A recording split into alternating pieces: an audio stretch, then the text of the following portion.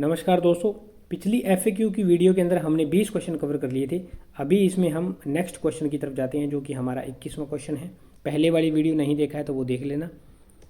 21 number है, यदि मैं अपने अकाउंट में साइन इन करने के लिए पासवर्ड भूल गया तो मुझे क्या करना चाहिए। पासवर्ड भूल जाते हैं अक्सर। लॉगिन पेज पर फॉरवर्ड पासवर्ड विकल्प को क्लिक करें, यहाँ पे क्लिक करना है आपको।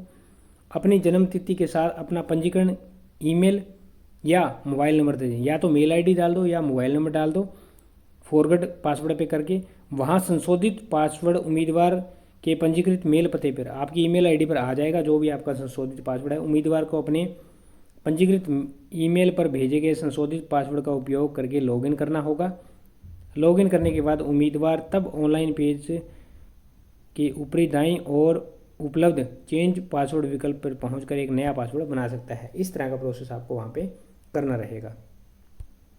22 नंबर, क्या मैं अपना पासवर्ड बदल सकता हूँ? हाँ, उम्मीदवार को पहले पुराने पासवर्ड का उपयोग करके लॉगिन करना है। लॉगिन करने के बाद पहले लॉगिन हो जाओ, उसके बाद उम्मीदवार ऑनलाइन आवेदन पेज के ऊपरी दाईं साइड में आपको जाना है और उपलब्ध में दाईं साइड में आपको यहाँ पे चेंज पासवर्ड का दिखेगा विकल्प, वहाँ पे पहुँच के पुराने पासवर्ड को बदल लें। 23 नंबर, क्या मैं अपना चयनित आरआरबी बदल सकता हूँ? जी नहीं, आवेदन जमा होने के बाद चयनित आरआरबी नहीं बदल सकते। 24 नंबर, क्या मैं आवेदन प्रक्रिया के दौरान अपना विवरण बदल सकता हूँ? जी हाँ, क्रिएट एन अकाउंट के दौरान दर्ज किए गए विवरण के अलावा आवेदन में किसी भी विवरण को तब तक बदला जा सकता है जब तक आवेदन जमा न हो जाए और पंजीकृत संख्या सृजित ना हो जाए। आपका रजिस्ट्रेशन नंबर जब तक ना बन जाए और जो आपका फॉर्म है वो पूरी तरह सबमिट ना हो जाए तब तक आप चेंज उसमें कर सकते हैं। 25 नंबर, निःशुल्क यात्रा प्राधिकरण निःशुल्क रेलवे पास के लिए कौन कौन पात्र है? अनुसूचित जाति एससी, अनुसूचित जनजाति एसटी, शेड्यूल कास्ट और शेड्यूल ट्राइब से संबंधित उम्मीदवार निःशुल्क यात्रा प्राधिकरण निःशुल्क रेलवे पास का लाभ उठा सकते हैं। 26 नंबर क्वेश्चन, मैं निःशुल्क यात्रा प्राधिकरण रेलवे निःशुल्क पास का लाभ कैसे उठाऊं? यदि यह सुविधा केवल उन एससी और एसटी के उम्मीदवारों के लिए है, ऐसे उम्मीदवारों को ऑनलाइन आवेदन भरते समय do you wish to avail free rail travel pass for the exam ऐसा लिखा आएगा, उसके अंदर यस करना रहेगा, चयन करना चाहिए और नियरेस्ट रेलवे स्टेशन आपको भरना रहेगा। निःशुल्क यात्रा प्राधिकरण का लाभ उठाने वाले उम्मीदवार की यह जिम्मेवारी है कि वे ऑनलाइन आवेदन में रेलवे स्टेशन का सही नाम दें। ऐसा न करने पर आरक्षण प्राप्त करते समय उनका यात्रा प्राधिकरण अस्वीकार किया जा सकता है। उन्हें अपना जाति प्रमाण पत्र भी अपलोड करना आवश्यक है। देखिए, यहाँ पे आपको एससी एसटी के लिए है और ये वाली चीज़ आपको क्या लिखनी है कि मैं जो पास है वो लेना चाहता हूँ, उसका फ़ायदा उठाना चाहता हूँ। उसके बाद आपको नियरेस्ट रेलवे स्टेशन भरना है, आपका नियरेस्ट जो भी है। अगर नियरेस्ट आपने सही से नहीं भरा तो आपका यहाँ पे दिक्कत हो सकती है। 27 नंबर क्वेश्चन, निःशुल्क यात्रा सुविधा कैसे प्राप्त कर सकता हूँ?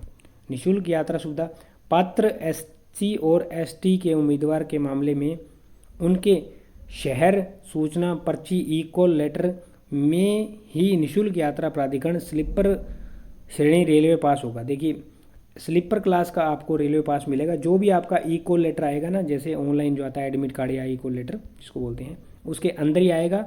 उन्हें टिकट बुकिंग काउंटर पर आपको आपके शहरी पे जहाँ पे लेकर के जाना है और एससी एसटी प्रमाण पत्र उसके साथ आपको लेकर के जाना है, उसकी फ़ोटोकॉपी ले जाना, वो वहाँ जमा कर लेंगे और आपकी टिकट जो है वो बुक कर देंगे। अधिक जानकारी के लिए जो पैरा नंबर जो CN आया था उसके अंदर यहाँ पे 18 नंबर पैरा में देख लीजिए। मैं अपना जाति प्रमाण पत्र अपलोड करने में असमर्थ हूँ। जांचें कि क्या स्कैन किया गया दस्तावेज PDF प्रारूप में है और आकार 500 KB से कम है। अगर कोई जाति प्रमाण पत्र अपलोड नहीं हो रहा तो उसको PDF प्रारूप में बनाएं और 500 से कम बनाएं। ये वाली दिक्कत उसके अंदर हो सकती है। EBC क्या है? EBC आर्थिक रूप से पिछड़ा वर्ग है।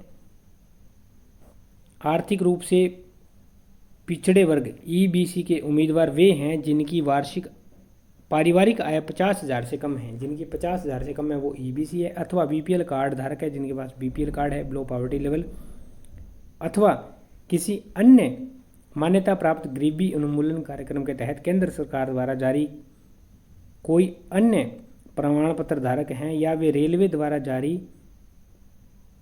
या इज्जत MST धारक हैं। ये इतनी सारी चीज़ें जिनके पास है। उम्मीदवार को आर्थिक रूप से पिछड़े वर्ग को अन्य पिछड़े वर्ग और अत्यंत पिछड़े वर्ग के साथ भ्रमित नहीं होना। एक तो अन्य पिछड़ा वर्ग है, एक अत्यंत पिछड़ा वर्ग है, इनके साथ भ्रमित नहीं होना। तो EVS अलग है, EWS अलग है और OBC अलग है। ये 3 अलग अलग कैटेगरी, तो जिनमें सबसे ज़्यादा गरीब EBS है यहाँ पे। नेक्स्ट क्वेश्चन हमारे पास आ जाता है, EBS उम्मीदवारों को क्या लाभ दिए जाते हैं। EBS उम्मीदवार की शुल्क रियायत दी जाती है। विस्तृत EN जो पैरा पॉइंट 7.3 है उसके अंदर जा कर के आप देख सकते हैं। मैं EBS हूँ, अगर मेरे पास EBS प्रमाण पत्र नहीं है तो मुझे क्या करना चाहिए। उम्मीदवार के पास आवेदन जमा करने के लिए विस्तृत CEN के अनुलग्न A के अनुसार एक वैध आय प्रमाण पत्र होना। देखिए यहाँ पे जो सर्टिफिकेट है आय का वो होना जरूरी है। यदि आपके पास अनुलग्न 3A के अनुसार आय प्रमाण पत्र नहीं है तो उम्मीदवार अपने BPL कार्ड का ब्यौरा या मान्यता प्राप्त गरीबी उन्मूलन कार्यक्रम के तहत केंद्र सरकार द्वारा जारी किए गए अन्य प्रमाण पत्र या रेलवे द्वारा जारी इज्जत EST MST का ब्यौरा दे सकते हैं। उन 2-3 डॉक्यूमेंट जो आपको बताए गए ना केंद्र सरकार ने, या तो BPL कार्ड दे रखा होगा या फिर EBS का सर्टिफिकेट दे रखा होगा। मान ली EBS का नहीं है तो रेलवे ने कुछ दे रखा होगा, तो उनमें से कुछ भी लगा सकते हैं। अधिक जानकारी के लिए ये जो पैरा 7.3 है उसको देख लें। EBC प्रमाण पत्र /BPL कार्ड /इज्जत MST आवेदन जमा करने की अंतिम तिथि तक मान्य DV के दौरान प्रस्तुत किया जाना चाहिए, अन्यथा उनकी उम्मीदवारी खारिज कर जाएगी। ये जो तीनों डॉक्यूमेंट हैं इनमें से कोई भी डॉक्यूमेंट यदि आप लगा रहे हैं तो वो आपको DV के दौरान भी जमा कराना पड़ेगा। क्या EBC के लिए पद आरक्षित हैं? नहीं, EBC उम्मीदवार केवल शुल्क रियायत के पात्र हैं। EBC उम्मीदवार के लिए पदों में कोई आरक्षण नहीं है, पोस्ट के अंदर कोई आरक्षण नहीं है, सिर्फ आपको शुल्क में रियायत दी जाएगी।